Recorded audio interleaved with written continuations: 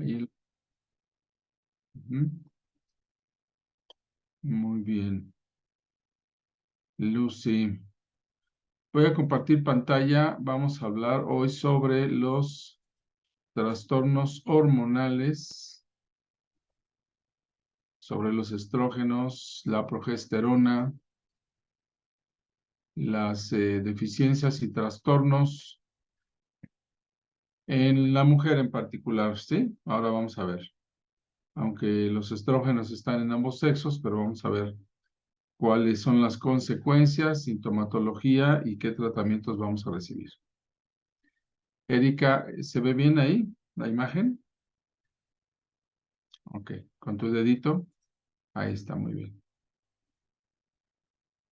Muy bien, bueno, vamos a ver sobre estos trastornos hormonales femeninos, que los síntomas asociados con las causas más comunes, ¿verdad? Incluyen estos. Esta es la gráfica de los 20 años o menos, más o menos desde los 15, 12 a 15, el aumento de estrógenos y progesterona en la mujer. Y allí vemos viendo cómo estos niveles van decayendo, están en su cúspide un poquito antes de los 20 años, realmente es como a los 18 años, en la mujer en que están en su punto más alto. Después de ahí empieza a declinar, entre los 20 y 30 años se declina esto en un porcentaje, si se dan cuenta aquí, importante. De 30 a 40 vuelve a declinar, pero es menor el rango de disminución. Y posterior a los 40 es cuando viene una bajada de los 42, 43, ya pues muy dramática, ¿verdad? Aquí se ven los números hasta que llega al punto más bajo en el que se produce la menopausia entre los 45 y 55 años de edad. Aquí tienen en este sombrero azul 45 a 55 años. Y después ya tenemos a partir de los 60, prácticamente es el nivel más bajo y se mantiene así por mucho tiempo, ¿verdad? Sigue existiendo tanto estrógenos como progesterona, pero en particular la progesterona pues se va a un índice prácticamente nulo, que prácticamente ya en personas mayores de 60 ya esta hormona pues casi no existe, ¿no? Hay una presencia muy, muy bajita. De estrógenos sí los hay, porque vamos a ver cuáles son las funciones principales de ambas hormonas. En el caso de los estrógenos, a ver, dale lectura, ¿quién le da lectura? Léale. A ver, tú, Erika, dale, Cuapio. Dice, los estrógenos. La hormona más frecuente para las mujeres, el estrógeno, es un mensajero químico producido en los ovarios que desempeña un papel central en la regulación del ciclo menstrual y la reproducción. ¿Cómo funciona? Es producida por los ovarios, navega por el torrente sanguíneo, estimula y controla muchos órganos del cuerpo. ¿Por qué es importante? Apoya el ciclo menstrual y la reproducción. En segundo lugar, el estrógeno regula diversos procesos como la densidad ósea, la salud del corazón, el metabolismo, los niveles de colesterol y muchos más. We cannot do this program for people that are not part of our group. They have to be. Bien. ¿A quién de ustedes puedo hacer coanfitrión para que ya no nos escuchen estos sonidos de allá? Víctor Morú, apaga tu micro, mantén apagado tu micro. Erika, ¿tú sabes apagar los micros? ¿Sí? Te voy a hacer coanfitriona, ¿está bien?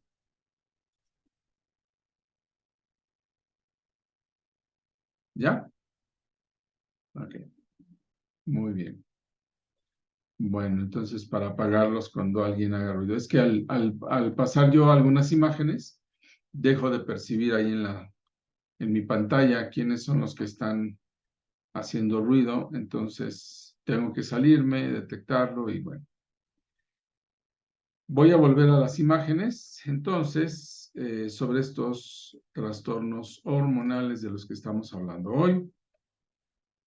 Como ya leyó Erika Cuapio, pues estos estrógenos son hormonas, ¿verdad? En el caso de las mujeres es más frecuente que en el de los hombres, tiene una mayor presencia, aunque también hay en los hombres, y es un mensajero químico que producen los ovarios. Bueno, pues entre las funciones, ya se nos mencionó allí, estimula y controla muchos órganos del cuerpo, pero ¿cuáles órganos, verdad? ¿En qué los estimula? ¿En qué los afecta? Bueno, eso vamos a ver un poquito ahora.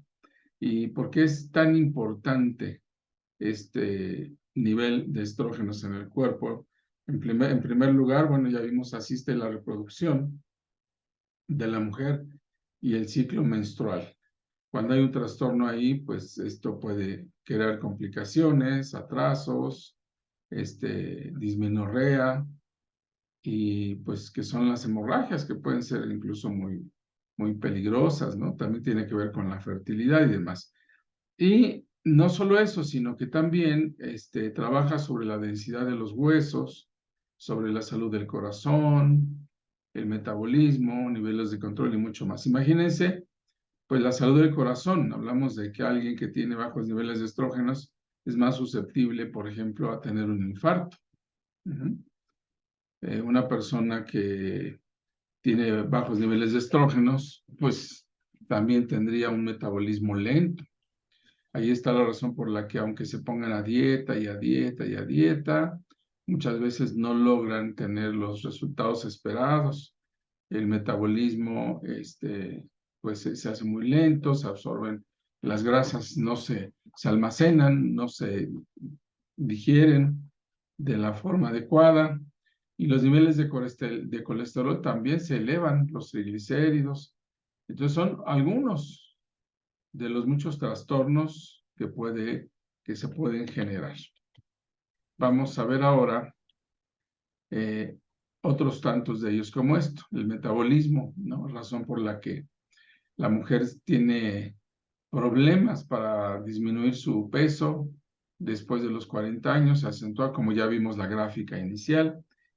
Sus huesitos pueden sufrir osteopenia, que es un adelgazamiento del calcio de los huesos, pero posteriormente esto asciende a una osteoporosis, donde ya hay una porosidad, ¿no? El daño de la falta de este mineral, entonces va provocando no solamente en los huesos este problema, sino a nivel bioquímico en todo el cuerpo hay muchas otras alteraciones. El aspecto de la piel, la misma tonicidad de la piel, esa es una de las razones por las que la piel empieza a dejar de ser tan juvenil, hidratada, ¿verdad? También. El comportamiento emocional, a grandes rasgos, pues es otro de los factores que daña la falta de estrógenos. Puede haber personas con muchas variantes en su estado emocional, lo vamos a ver más a detalle, y esto consecuencia de pues, esta disminución de estrógenos. Bueno, algo importante es que también interviene en el desarrollo de los pechos y los mantiene saludables. También cuando hay trastorno del estrógeno, pues sobre todo a partir de los 40 se tienen que estar revisando y realizando las mastografías finalmente para detectar en tiempo, ¿verdad? Y que no se vayan a los ganglios, en todo caso algún tipo de tumoración que pudiera generarse allí.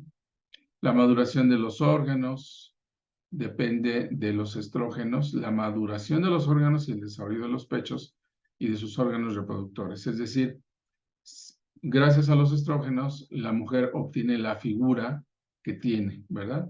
La mujer, que son los pechos, la cadera ancha, la cintura delgada y la maduración de sus órganos. En el caso del hombre, no da esta figura porque no contiene esos mismos niveles de estrógeno. La voz, por ejemplo, también a la mujer se la proporcionan los estrógenos, intervienen en este proceso de la voz delgada. En el caso del hombre, la voz es más grave por la testosterona. Entonces ya veremos cómo es que trastornos de las hormonas van creando en la mujer. Hoy vamos a hablar de la mujer, ¿verdad? Posteriormente podemos hablar del hombre, pero en esta ocasión corresponde a la mujer. Ahora, hay un segundo grupo de hormonas llamados progesterona. Erika, ¿podrías leer nuevamente esta lámina?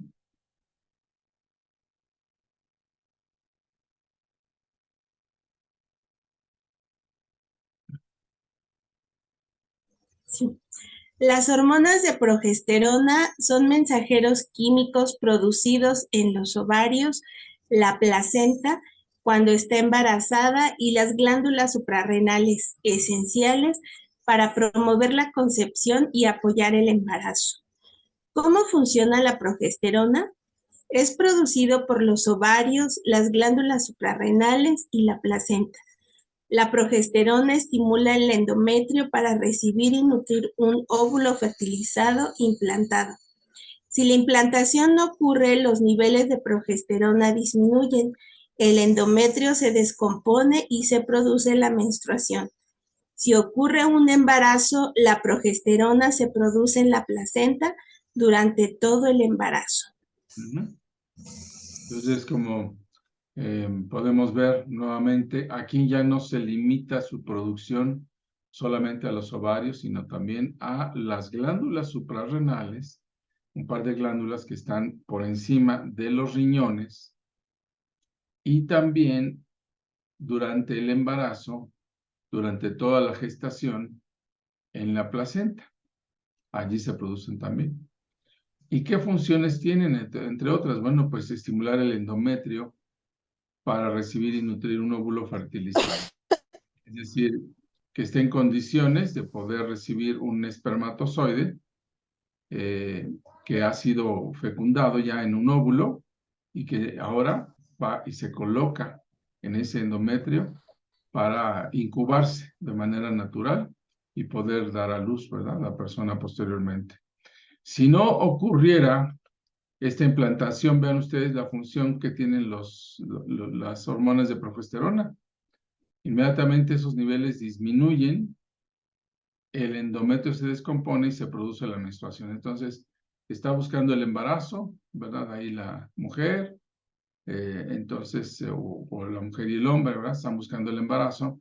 Si este es implantado, entonces allí en el endometrio, en la parte más interna del útero, ¿verdad?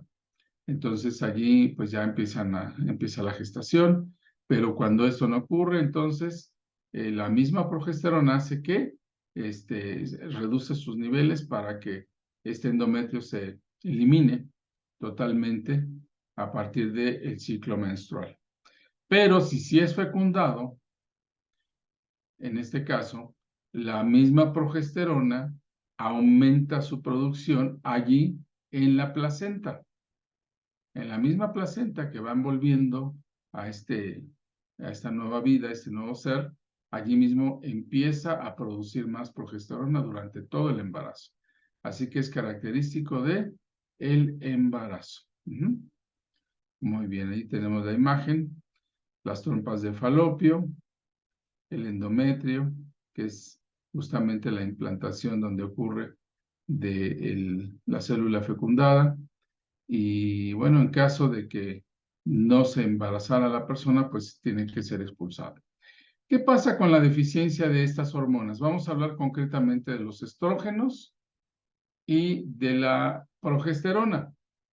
Bueno, uno de los aspectos es que con el tiempo, con la edad, la disminución, como ya vimos en la gráfica inicial, la disminución de ambas hormonas, van provocando un engrosamiento de la voz en la mujer. Es la razón por la que van avanzando en edad y vamos escuchándolas ya que se les hace la voz como ronquita, ¿verdad? Así a veces decimos, bueno, ya casi siempre nos vamos a acordar de la abuelita con la voz así ronquita, ¿verdad? Por justamente que disminuyen estos niveles de estrógenos principalmente.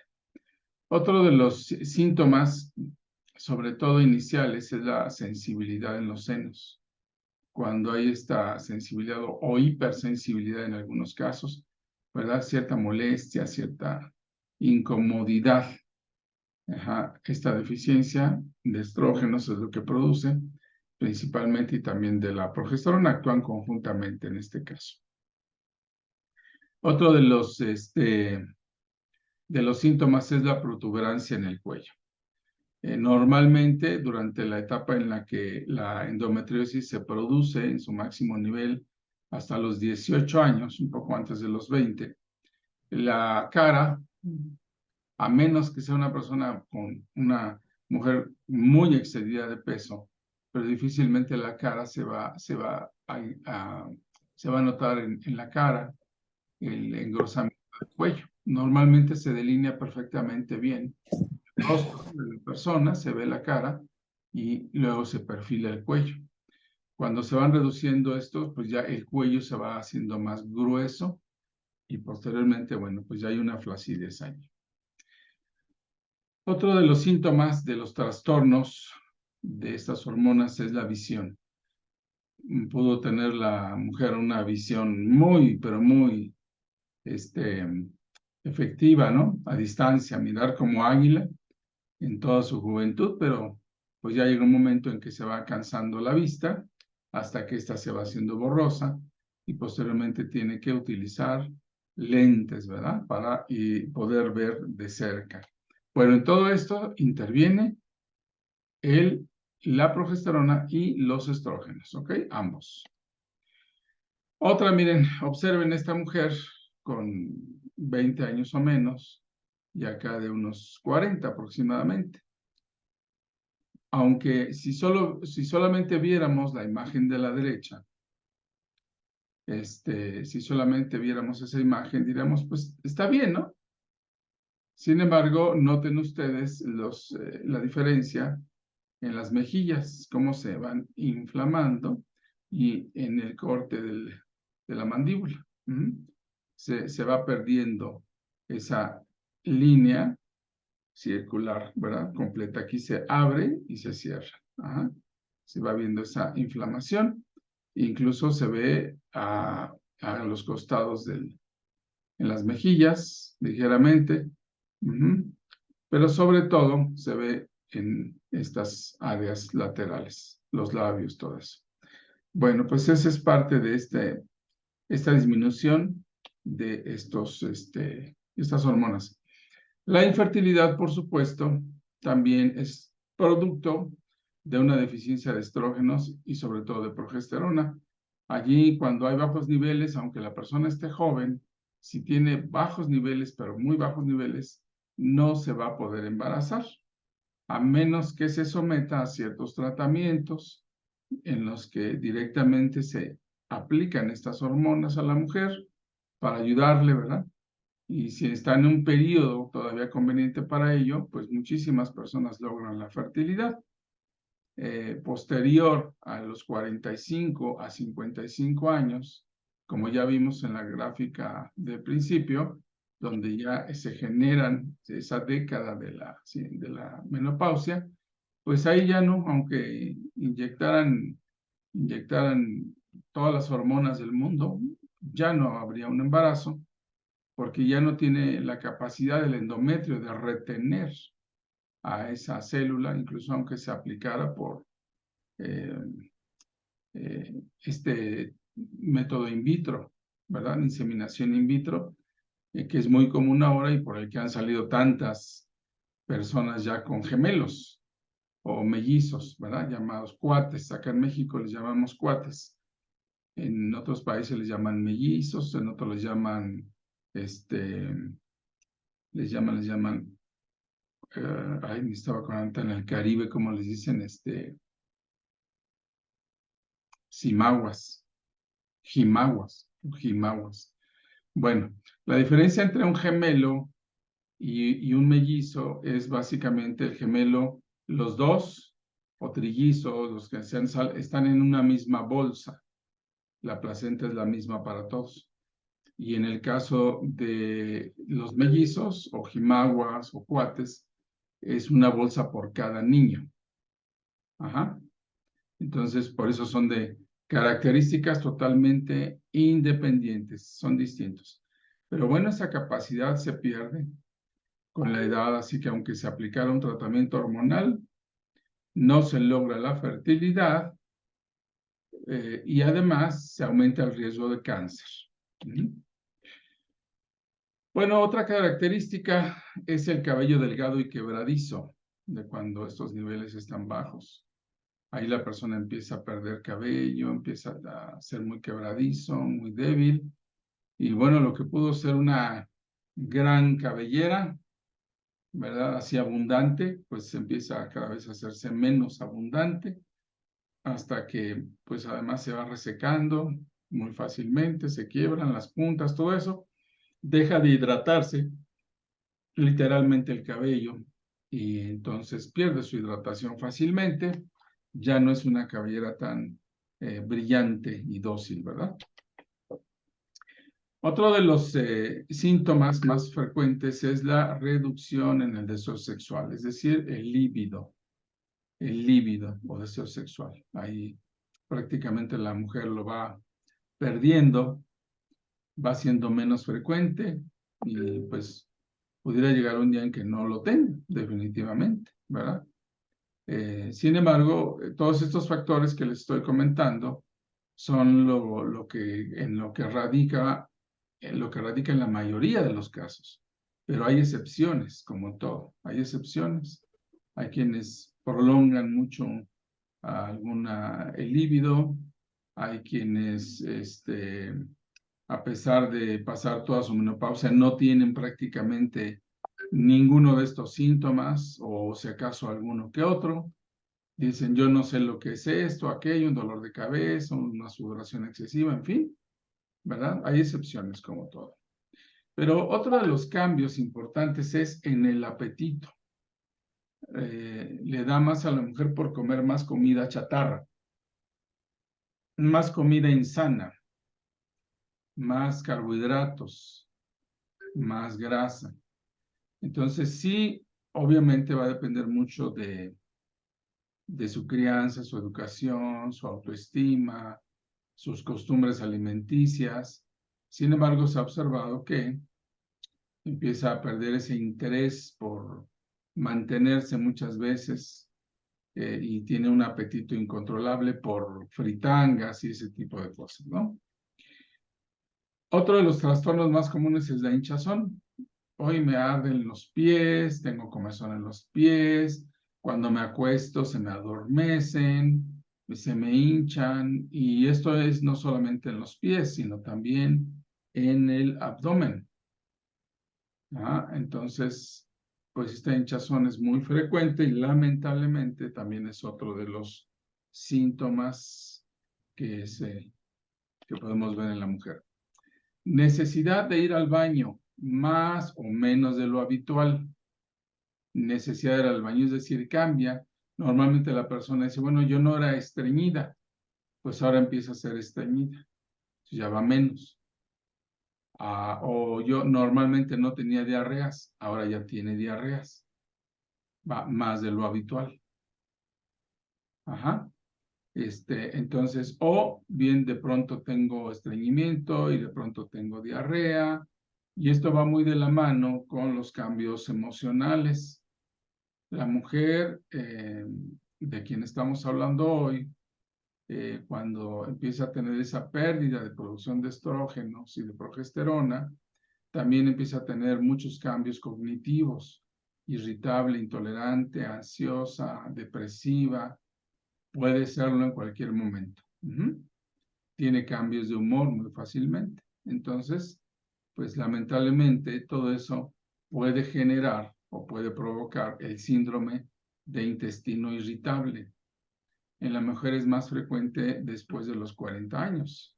Síndrome de intestino irritable o síndrome de colon irritable.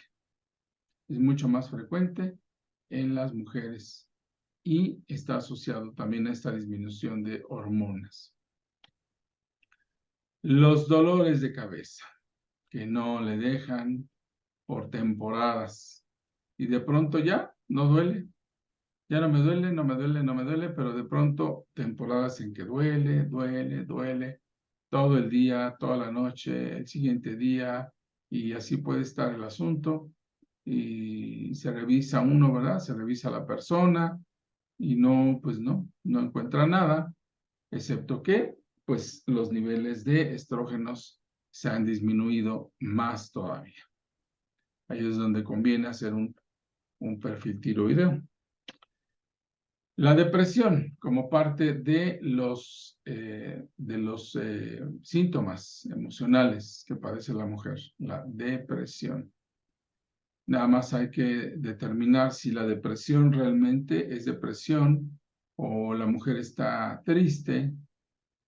Aquí hay una gran diferencia. Voy a hacer aquí una pequeña pausa. La depresión está siendo pronosticada, o bien, mejor dicho, está siendo diagnosticada por mucha gente, la depresión, cuando en realidad no hay depresión. Cuando no hay depresión. Y esto es porque, las personas caen en una profunda tristeza, pierden la alegría y necesitan una motivación. Pero hablando con muchas personas a las que incorrectamente se les ha diagnosticado depresión, siempre encontramos que tienen preocupaciones, con respecto al futuro, de su persona, de su familia, de lo que sea, de su trabajo, de su negocio. Bueno, esos son indicadores de que no existe tal depresión, justamente. No existe tal depresión, sino que, pues en realidad, solamente hay un desánimo, hay una tristeza, apatía, que obedece a alguna conexión emocional. Entonces ahí yo les pediría siempre tratar de indagar con la persona, los que han tomado psicoterapia neurobiológica y sensorial, con un servidor en el curso o el diplomado de medicina homeostática, pues ya saben cómo se puede trabajar para determinar, confirmar el diagnóstico que le hayan dado o bien echarlo para atrás. Porque recuerden, hay muchas personas que tienen ese diagnóstico y es incorrecto el diagnóstico. Y viven pensando, es que me lo dijeron en el hospital o en tal clínica, y viven pensando, es que padezco depresión y no la tienen. Entonces, el día que se enteran de que no tienen tal depresión, por supuesto, pues salen de la depresión rápidamente. Muy bien, estoy tratando de apagar un micro ahí, Erika, pero no me deja. El de Rodríguez Pérez. Aquí no me da la opción, no sé por qué. Bueno, esperemos que no hable. Ok, voy a volver a compartir las imágenes, ¿sí? Vamos a ver. Hay muchos más trastornos, muchos más, pero vamos a dejar por tiempo allí, en este de la depresión. Sí, hay muchos más que no vamos a analizar hoy. Vamos a ver, esto los vamos a ver en la siguiente clase, ¿ok? Por cierto, bueno, más tarde les doy una noticia buena. ¿Qué debemos hacer? Bueno, entre las sugerencias más prácticas es hacer ejercicio regular para elevar los niveles de las hormonas que nos mantienen sanos a pesar de la edad. Se pueden aumentar. Es muy importante. Mantener un peso sano. Hay pequeñas reglitas de cómo determinar cuál es el peso adecuado de una persona. De esto hemos hablado.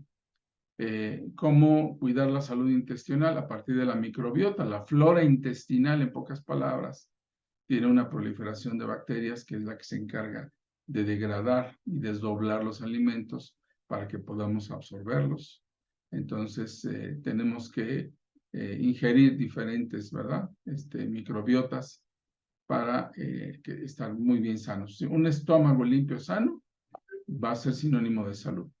Limitar el consumo de azúcar es muy importante porque los azúcares son de cadena corta y necesitamos carbohidratos de cadena larga. Recuerden que esa es la enorme diferencia entre todo lo que genera el hombre en fábricas, industrias. Todo eso que ven ahí no es natural.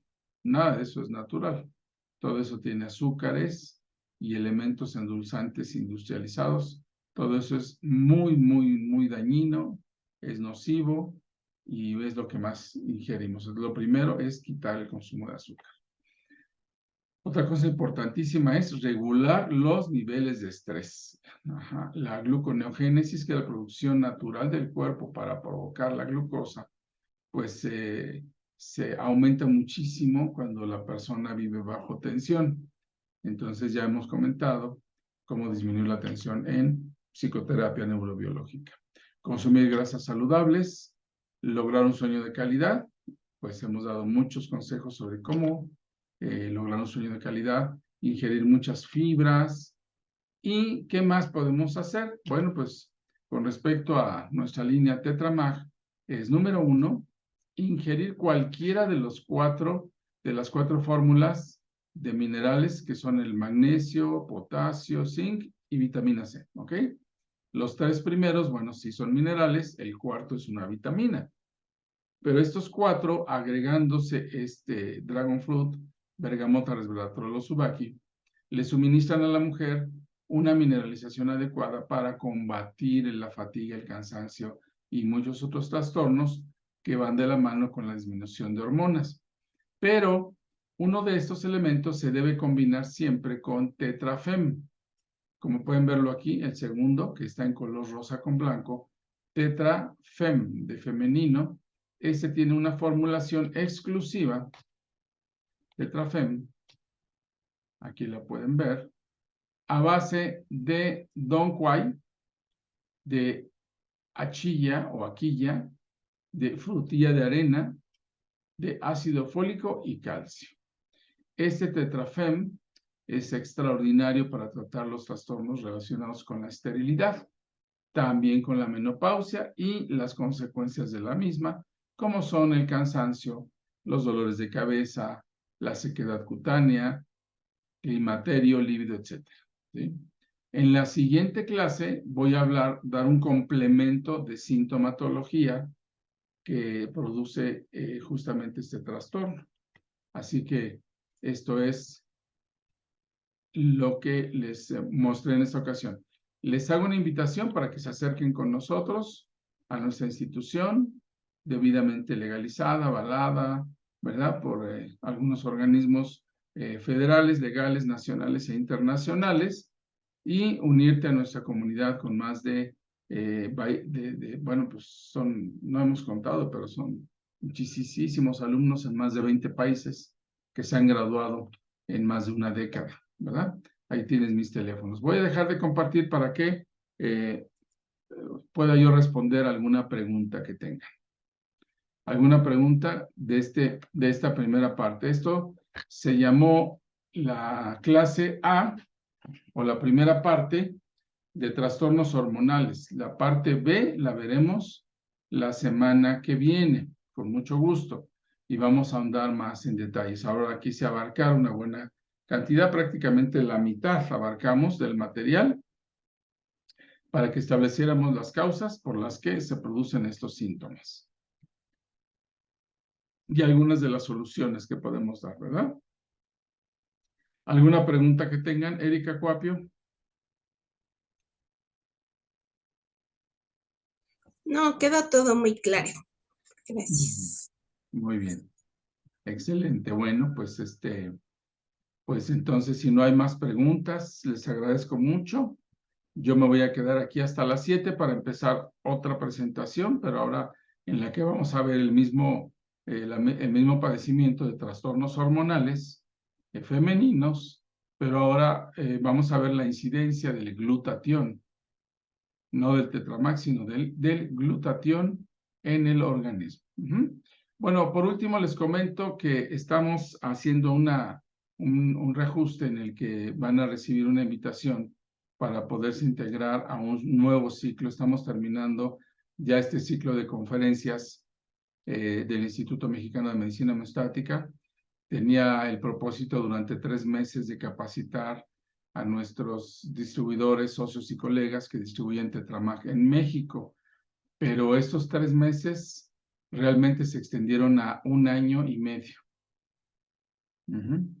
Entonces vamos a cerrar este ciclo abierto al público y vamos a comenzar ya un nuevo ciclo de capacitación con aplicaciones clínicas ya un poco más enfocado a tratamientos.